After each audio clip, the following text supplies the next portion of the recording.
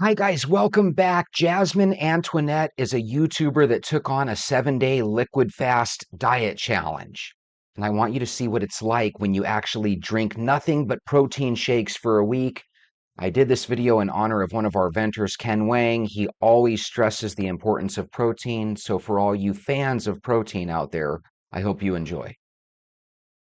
So if you're interested in doing this 7-day liquid fast and are on a journey of losing weight, there's only a couple of things that you'll need. And this made the fast a lot more convenient as well because it wasn't too much thought about what you needed to do, how you needed to do it. Everything is pretty much laid out and planned. Every day should look the exact same. So the things that you'll need to get are these Premier Protein shakes. So Premier Protein has tons of, this is not sponsored by the way, has tons of flavors, and the flavors that I chose were the cafe latte, which was my first beverage of the day, the chocolate, which was my lunch, and then the caramel, which to me tasted the best. Here and there, I would just mix up what I was drinking between these three flavors.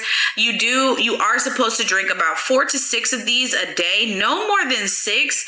I kept mine at 4 a day. I did no more than 4. Sometimes I even only did 3. Another thing you'll need to purchase are these Smooth Move teas. Drink them before you go to bed, and this will help you stay regular throughout this because you are lacking few key nutrients during this 7 days. So in order to stay regular and make sure you're having proper bowel movements, the lady that I got the TikTok from, she had the recipe for this apple cider vinegar drink that contained like apple cider vinegar, lemon, ginger. It was a whole bunch of things, okay? And I tried it the first day, and it was just a hard no for me.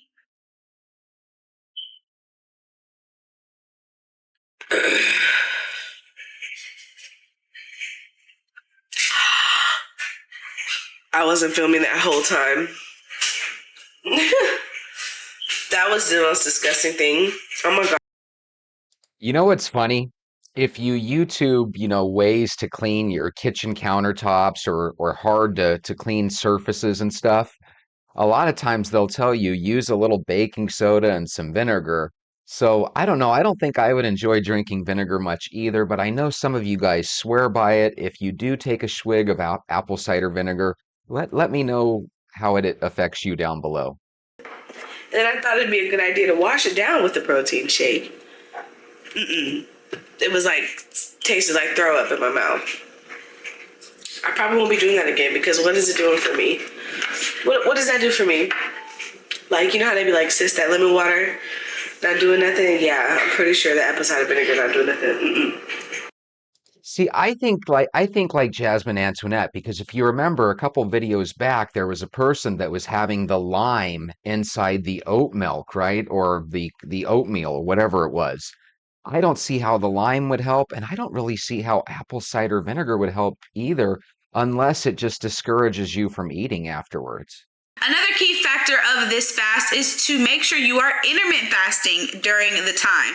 So intermittent fasting is when you only allow yourself an 8-hour or less window of eating time and 16 hours of fasting. And my eating window was noon to 8 p.m. And then I fasted the remainder of the 16 hours of the day. But tons and tons of water. So make sure you guys are staying really hydrated. Do you guys really like the idea of doing a fasting window on top of, the protein drinks? I noticed that the carton that she had, or the container she had in her hand, excuse me, I can't talk, had 160 calories.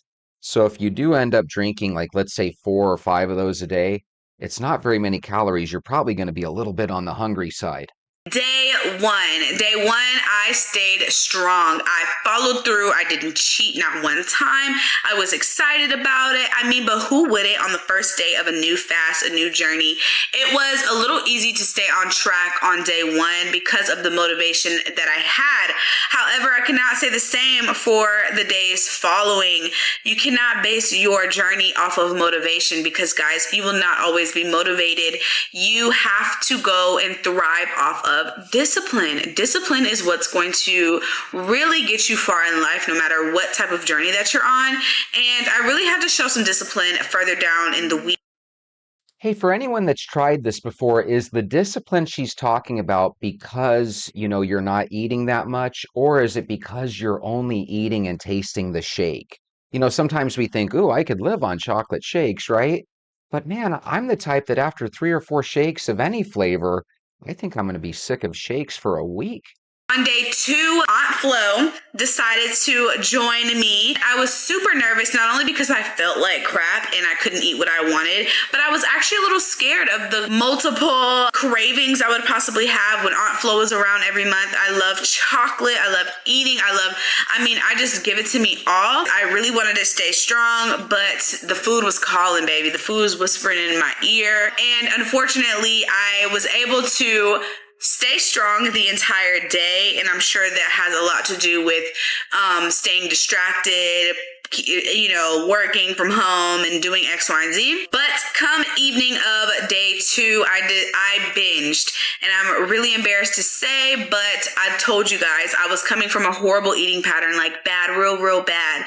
And so day 2 ended up being a really rough day, and I didn't go too crazy, but I did have a small bowl of jasmine rice with some ketchup in it, and it wasn't a lot. The bowl was small, but then I turned it up a notch. After that rice, it was almost like I opened the floodgates, right? So then I had a big old bowl of cereal, and I topped it off with a chocolate chip cookie, and I cut myself off after that, and sure enough, by morning, my stomach was tore up. I think a big bowl of cereal, especially your favorite kind of cereal, can do us all in, right? Who loves Captain Crunch out there? One of the things she said there that was really worth noting, she said she had jasmine rice with ketchup. Is that the grossest thing ever? Take it from me, do not cheat on your fast because it is not fun and it hurts. My stomach felt like it was ripped to shreds. It felt like I literally could not keep anything down. So come day 3 was a major struggle. Day 3 was almost non-existent. Was in severe pain all day. And anytime I consumed anything, whether that be water, whether I swallowed too much air, or I even tried to consume my tea or my protein shake, my stomach would hurt. That morning, I thought that the Love Thy Liver tea would help my stomach, but in fact, no matter what I consumed, my stomach was shredded. It hurt. It wasn't until late afternoon that I tried to consume my first cafe latte protein shake. And when I did, I consumed maybe like half or some of it. I just remember having my tea and trying to finish my tea all morning and not being able to finish it. Come around 1:45, I was like, I need to consume something. I need to eat something. So as I tried to drink my protein shake, it was not a pleasant experience. This lasted me throughout the entire day.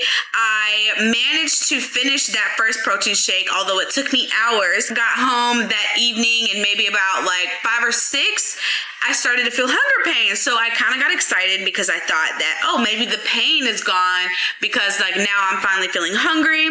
Tried to drink a shake, and usually I take them back. I don't sip the shakes. I'm consuming them purely for energy and nutrients. So I attempted to take the shake back, and it was like delayed reaction, and I was on the floor. I only drank half of that shake and threw the rest away, and that was the last thing that I ate on day 3. So that lessened my eating window far from the 8-hour mark, which in turn ended up being beneficial to me in the end because the longer you fast, the better. But it did come at a cost of some extreme pain that I was super uncomfortable with all day long. I think we can all agree that it doesn't sound like she had the most pleasant time with it. I think if you just maybe take away one of your 3 meals of the day and replace it with one of these shakes, you'll probably be in pretty good shape because, again, only 160 calories. What she went through does not sound fun. Let's fast forward to the end and see what she thought of it overall. 9 pounds down, and your girl is very happy. It's 2 o'clock, 2:02 p.m. Sorry, I'm on military time always, but I'm just now having my first shake of the day. It's the Premier Protein. I always start out with the cafe latte, but this morning I have been hungry. I was hungry at the 1 o'clock hour, and then it went away, and then I got hungry again at 2 o'clock. I was like, okay, let me eat for real this time, so.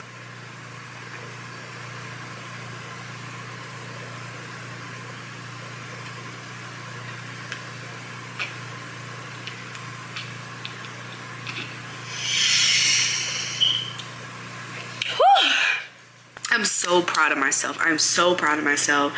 I just especially today, stepping on the scale, that really wasn't the plan. I wasn't gonna step on the scale until the last day, but it's really cool to see the change that has happened in the past couple of days.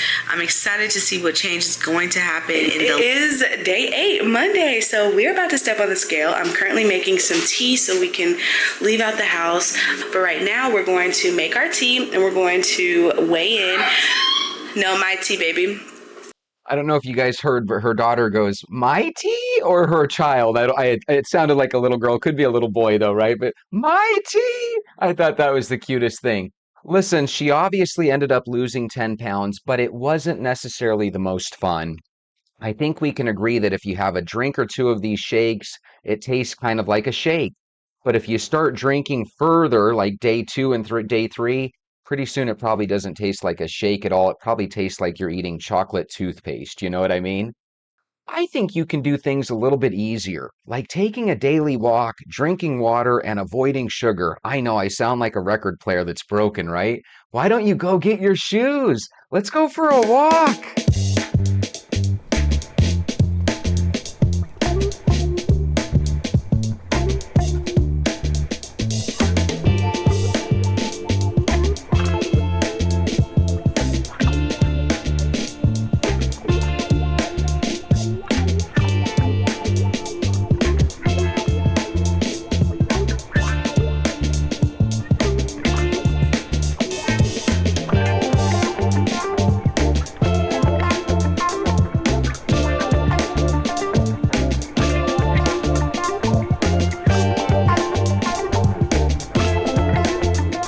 Good morning, Venters. We got some people cutting one of my neighbor's trees.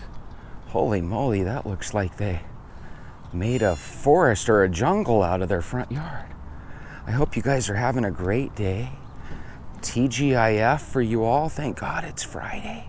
It's Friday Eve for me. Guys, I hope I haven't been confusing you guys by my start dates or my start times. 2 days ago, I thought I set my video for 7 a.m. Apparently I set it for midnight. Apologize. Then the last 2 days I set it for 5 a.m. instead of 7 a.m. because I figured that would give people on the East Coast a different time, but I'm contemplating changing it back to 7 a.m. just to make it normal again, right? But let me know if you guys don't mind it coming out the 2 hours early. Maybe I'll leave it the same. It's so weird, man. YouTube is kind of it's kind of like a bipolar feeling for me. One day I feel sky high, and then the next day I feel like, oh my God, it really does mess with your emotions. Good morning. There's a lot of things like that, right? Maybe you're new to a neighborhood and you really enjoy everything, and then you go out and you realize on your first day to work that, oh my God, when I go to work from my new home, there's an extra 15 or 20 minutes of traffic that I hit, or delays that I hit. Or at first you think your house is perfect, and then you realize your neighbors have kids that play their music late at night. You know, there's always these things that can kind of make us feel differently than what we originally felt. And it's really weird because when I first joined, YouTube, I was expecting things to go exceptionally slow, but I jumped right out of the starting gates really, really quick. A lot of you guys jumped right aboard with me, and we were off and running and growing. And then, the last basically month, YouTube kind of stopped sharing my videos with people. And one of the important things with videos is that, you would like your fan base to grow. And the only way that can happen is if your videos get pushed to different people. But it hasn't happened, at least not the past month. Something changed. But there's two ways to look at this. You can look at this with your head down and be sad, or you can look at this and say, you know what? It's just a new challenge in life. Are you the type that you hate when new obstacles and hurdles and challenges pop up in your life? Or do you look at them for what they are? They're a challenge. They're a problem that you've got to solve. This is where, again, we can use our walk to our advantage. Right now, for my problem to be, how can my YouTube channel to get more views? Guys, that's a pretty cushy problem to have in the world. There's a lot of people with a heck of a lot more problems. And to be honest with you, it's not like YouTube is my only problem. But considering it's kind of my top problem of this month, it's not a bad problem to have.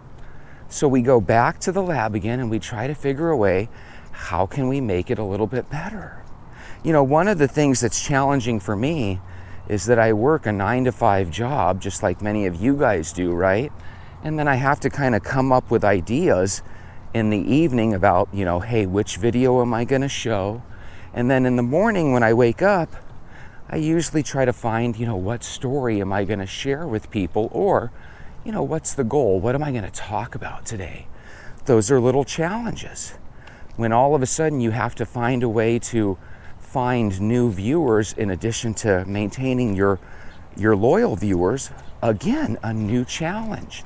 Some people, when challenges pop up, they bury their head in the sand, right? And they get down and depressed about things.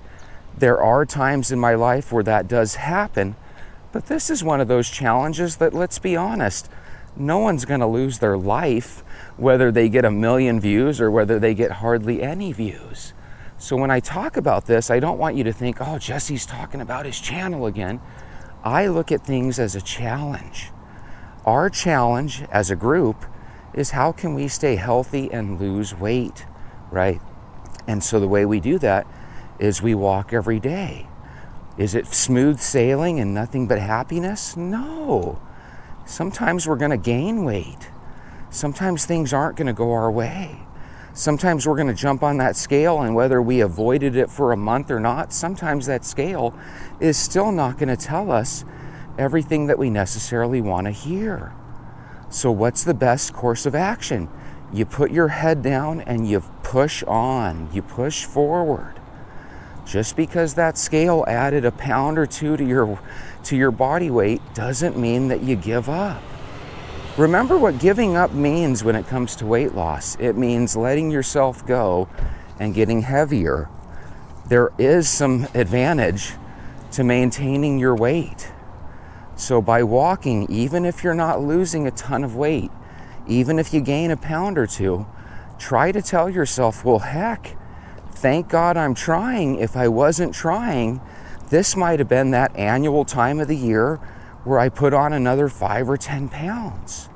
You got to remember that your weight that you're currently at now is an accumulation of all the foods, all the stresses, and all the circumstances that you've experienced in your life up until this point. Everything that you put into your mouth and every exercise that you do, everything that's adding calories to the system and everything that's burning them away is an accumulation of what you've gone through in life. So if we can make some monumental changes now in the easiest baby step way possible, we can get things under control. The reason we gain weight even when we're trying to lose weight is because we haven't quite gotten control of the situation physically. But that doesn't mean that we can't get control of the situation mentally. So you have to tell yourself, when it comes to the weight loss game, there are ups and there are downs, better known as peaks and valleys. And we have to understand that sometimes when we're up here and feeling sky high, we have to prepare ourselves for the fact that sometimes we're going to be down here and feel very lowly. And again, when it comes to my views, I don't look at it as in, oh my God, these people don't like me. I look at it as in, how can I get better? So again, I look at this as one of those challenges that we as a team can break through together. Sometimes when you're a college football star and you go to that next level, your goal is just to make the team, to just be a backup at the next level, right? So let's say that happens. You go from being a college star to now you're struggling to make the team, but somehow through a stroke of luck and hard work, you make the team. Well, what are you going to do? Just sit there until the next year when the new draftees replace you and you get right back out of the league? No, now is the time where you have to hone your skills. You know, pro basketball players, you know, they're all dominant in high school and college. They look like the next best player in the world, right? But then as they go up in the league and they realize that, hey, we're no longer playing against high school and college players, we're playing against the best basketball players in the world. That's where people have to go into their think tank. They have to develop new ways of shooting, new ways of getting open, new practice methods. One of my favorite Larry Bird stories, Mala, was back in the day. He had a situation where his right hand got kind of messed up. And so what he did in the off season was he shot like 1,000 free throws left-handed every day, and he just practiced playing left-handed.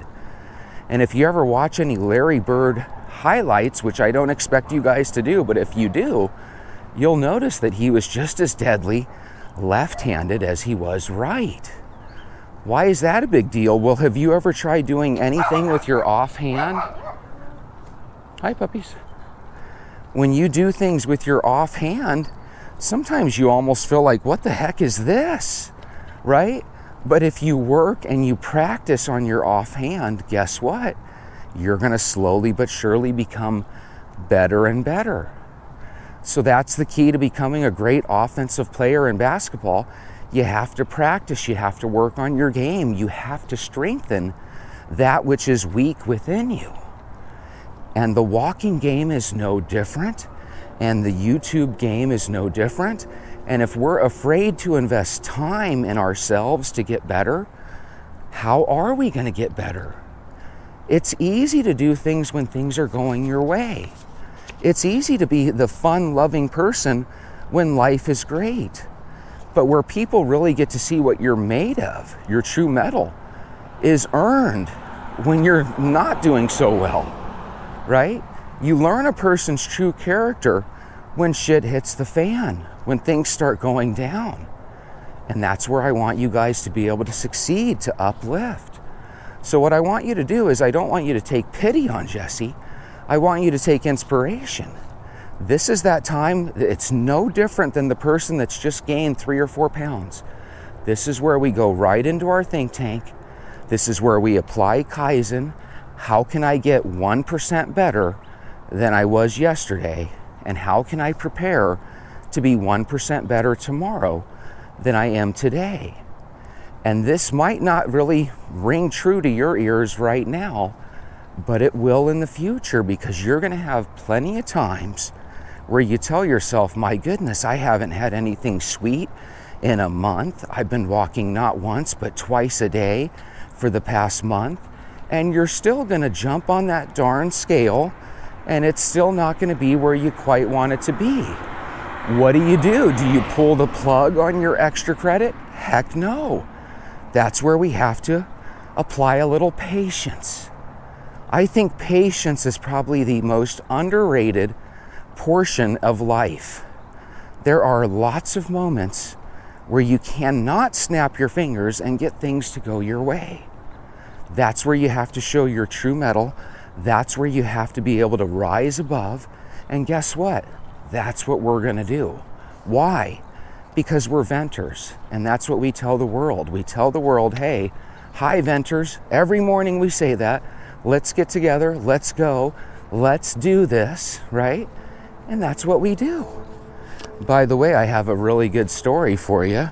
There was a family in Glotterdal, Germany, who unearthed 1,500 silver coins while excavating a new swimming pool. That's kind of amazing, right? Usually when people are working on your pool, if they find anything of value, you would think they would keep it to themselves and not mention anything, but sounds like they had a good pool excavating company. It was discovered by one of the workers, Klaus Volker, during the dig.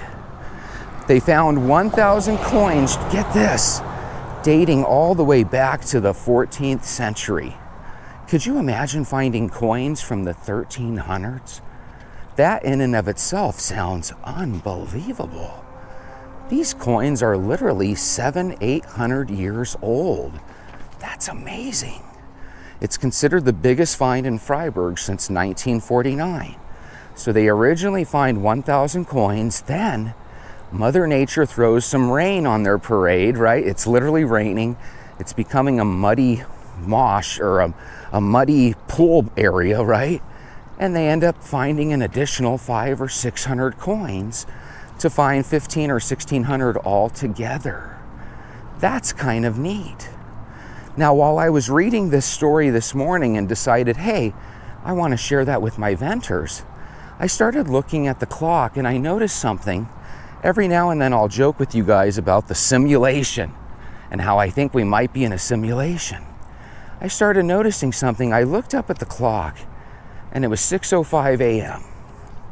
I look down and I read this story, and I'm not joking, the story was only 4 or 5 paragraphs in length. Very short little stories that they have on Good News Network, right? And I look up at the clock after, and I'm thinking it's going to say 6:07, 6:08, right? Guys, it said 6:15.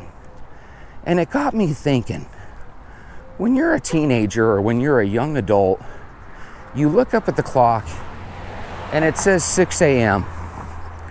You close your eyes for a minute, you start thinking, oh my goodness, it's another day, I gotta get ready for school or I gotta get ready for work, right? You open your eyes a minute later, now it's 6:05. When you do that same thing as an adult, you open your eyes at 6 o'clock, you read 3 or 4 paragraphs of a story, you look up and all of a sudden it's 6:15. I really think as we get older, we have these little time lapses that are almost imperceptible by us. I always have a hard time, is it un or in? Okay? But either way, I feel like there's some sort of weird time dilation that happens to us as we age. 1 hour literally feels like 15 or 20 minutes to a 45 to 50-year-old person, whereas 1 hour feels like a legitimate one hour to somebody that's 15 or 20. And it really makes sense. Think about this. When you're a 5-year-old and you're graduating from your kindergarten class, right? Every year seems like forever because it's literally 1/20th of your whole entire life, right? When you're 10 years old, every year still seems pretty long because every year equates to 1/10 of your whole life. Let's jump up to a 50-year-old. We know Sean is 50. Sean, every year no longer equates to 1/5 of your lifetime or even 1/10 of your lifetime. Now every single year equates to 1/50th of your lifetime. There is some sort of weird situation where as you get older, time goes by quicker.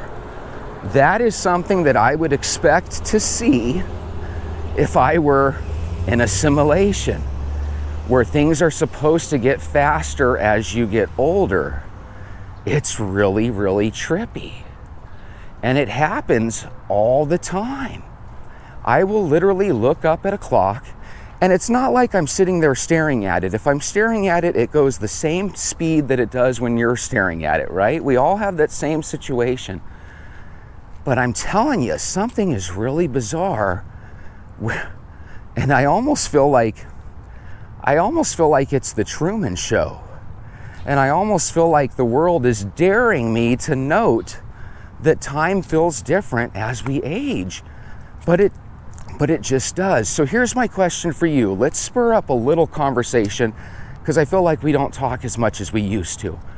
Do you guys feel this same way? Have you ever had a situation where you wake up and you look at the clock, and maybe it's 7 a.m., and you start reading a article in the newspaper, or you start watching a little segment on the news, and all of a sudden, after that 2 or 3 minute segment, because we all know the news never ponders stories for very long, they just go through one after another, just like that. Have you ever watched a 2 or 3 minute segment and then you look up and all of a sudden 15, 20 minutes have gone by? It's really odd.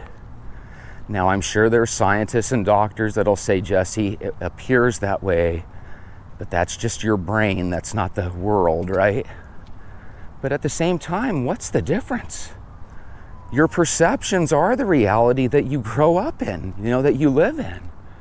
And I just can't help but feel like time is going faster. What's interesting is my life was a lot more fun when I was a teenager or in my 20s. I always had buddies and things to go do.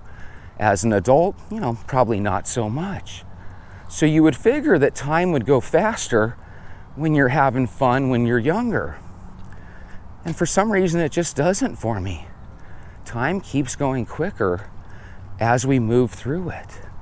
If you feel like this same phenomena happens to you, let me know. If you feel like, hey, sometimes I feel that way, but now I'm in this new boring ass job and this new job makes things feel like they take forever, If that's the situation, you can share that as well.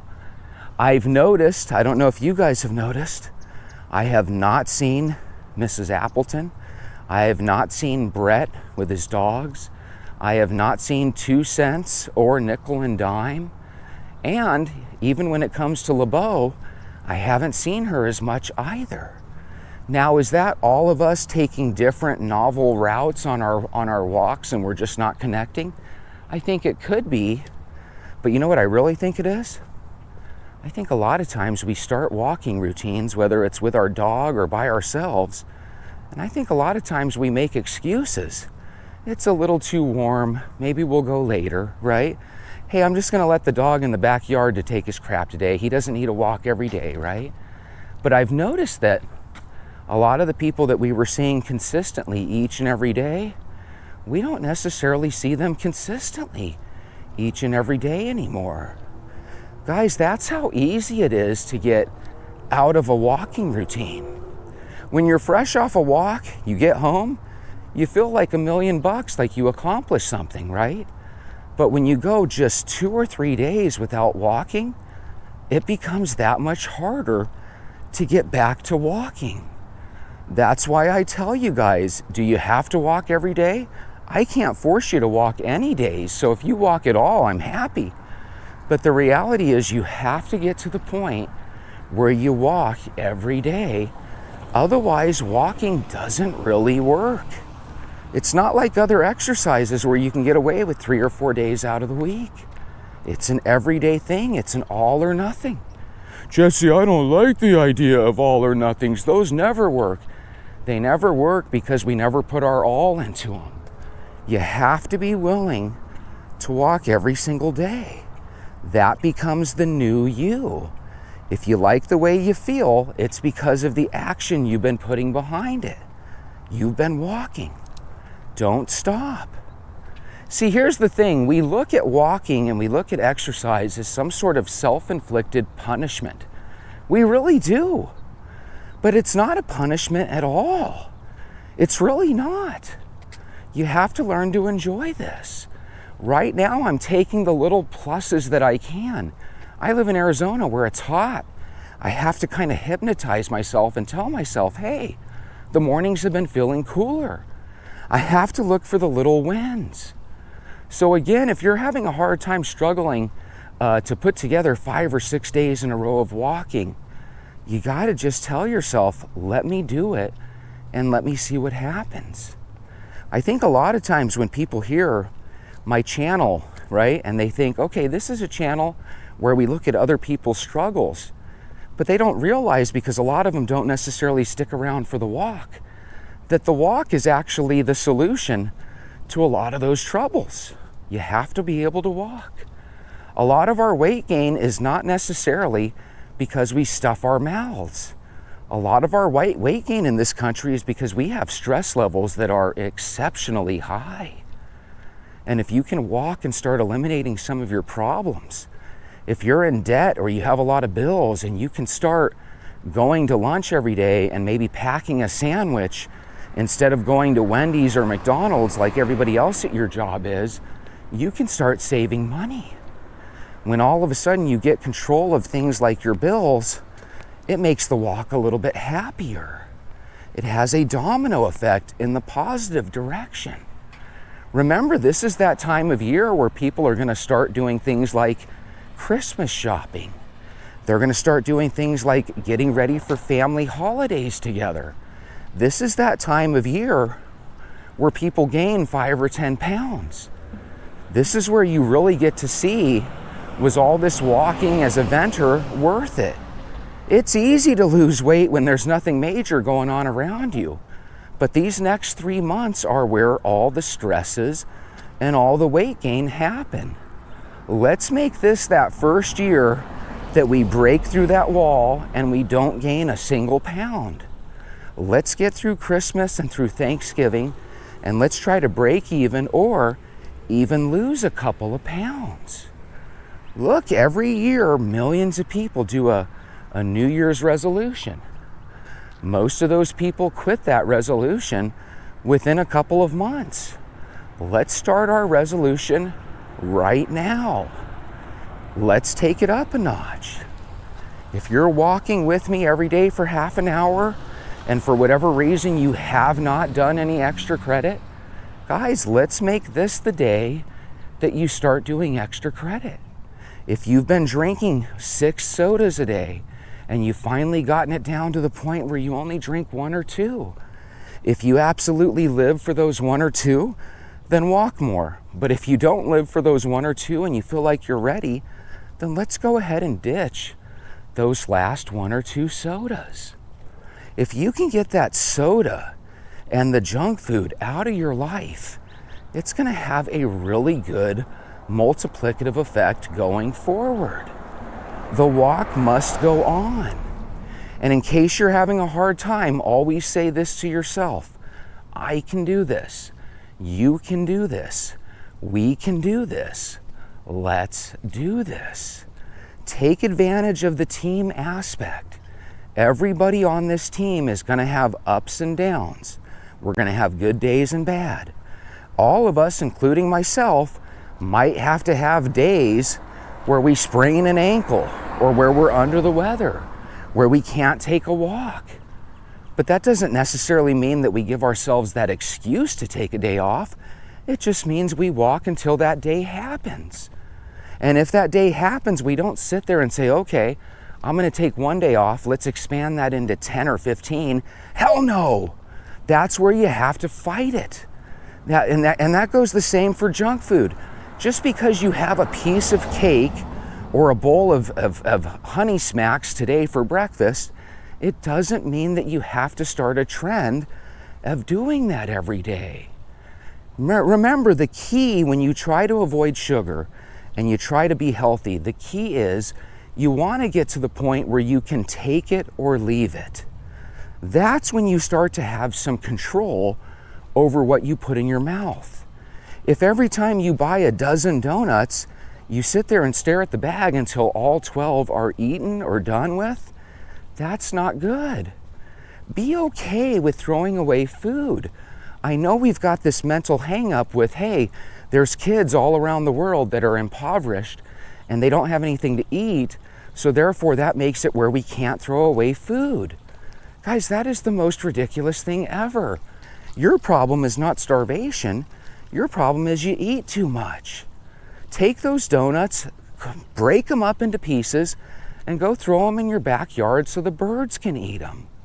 Now, some veterinarian's going to say, hey, sugar can kill birds. Okay, if that's the case, don't do that. Just throw them in the trash. You know, donuts, the second day that you buy them, they're not as fresh, they're stale. You know, you don't have to eat everything. Get rid of that mentality that we grew up with that says you have to clean your plate. Instead of buying a dozen donuts because it's a cheap deal, just buy 1 donut. Go to your grocery store and instead of a dozen for $5, buy one donut for 89 cents or whatever the heck it is.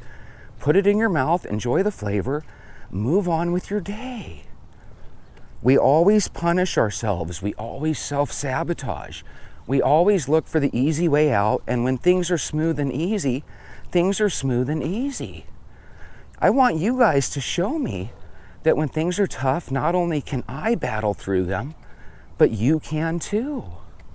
It's really funny because I look at weight for what it is. It's just a number on the scale. You truly can be overweight and somewhat be healthy, right? But at the same time, if you're capable of losing weight and the only thing holding you back is the dedication and the drive to keep going, then that's something that we shouldn't hide from. That's something we need to work towards and we need to get better at. And we can do that. That's why, again, if you look up every morning and you see Elaine say good morning and you see Sean say, hey, I had a great walk, I hope you guys do too, that's our way of trying to let you know you're not the only sucker out there walking. We all are. This is a team effort. Let's do it. I know this sounds daunting, but this is something that you have to do for the rest of your life. Walking is the easiest thing that we can do every single day. Remember, the key to a good plan working is it has to be duplicatable, not by anybody else, but you. And if you have a hard time walking, you're probably not even made for the gym. The gym is for those people that want to go above and beyond walking. Get good at walking, and then you can look towards running and being a gym freak, right? Anyway, I want you guys to have a good, positive day. Hurdles and challenges will always be in our life. And even if you destroy this weight loss game and you end up getting your body to exactly where you want it to be, the world has a way of throwing yet another problem on your plate. So look forward to challenges. Do I look forward to challenges all the time? No. Sometimes it gets tiresome that it's always one thing after another. But at least we have the knowledge in advance of knowing that it's always going to be one thing after the other. So stay positive, keep moving forward. Have a great day. Venture up. Bye.